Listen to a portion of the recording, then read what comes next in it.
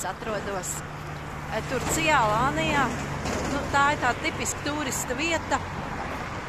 Un šeit es satikos ar vienu cilvēku, īstu turku, kurš knapi runā angliski, bet viņš var parādīt dažādas vietas un pastaigāties ar mani. Lūk, pa šo te skaisto dabas pilno vietu. Daba šeit ir ļoti skaista.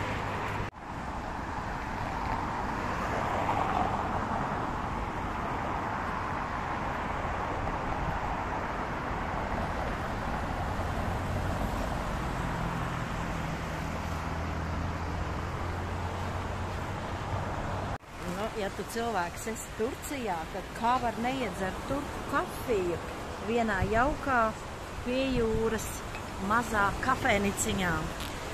Un vēl pie tam, ja priekšā paveras ļoti skaists skats. Un kas ir kafijas dzeršana bez īsta turka? Ja tā. Jā, I will drink. Šī ir turku kafija. Nav šitā. Tas notiksies jūras krastā. Beidzot es tieku pie turku kafijas, jo viesnīcā tā kafija nav turku kafija. Tā ir, nezinu kā to nosaukt, varbūt kāda amerikāņa. Tas ir tāds ekskursantiem domāts pirātu kuģis, kas te brauc mellais. Priekšā redzams.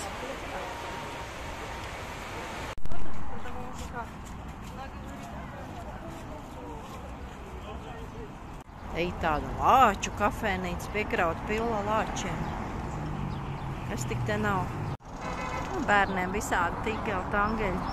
Es tā saprotu, ka latvieši nemāk biznesu taisīt.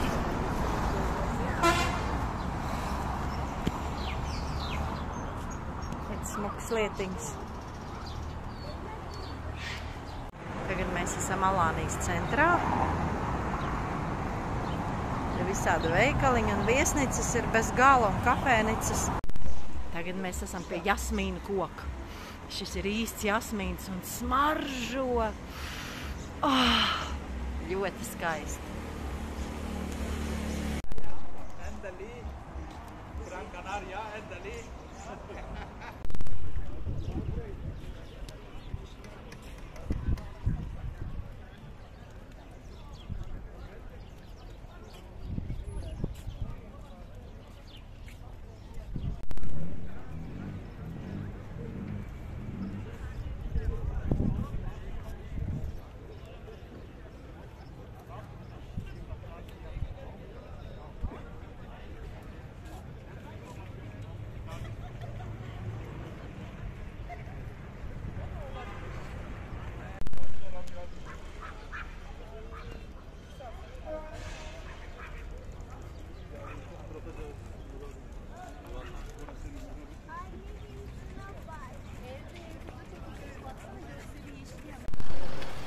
Šī ir vēsturiska osmaņu māja.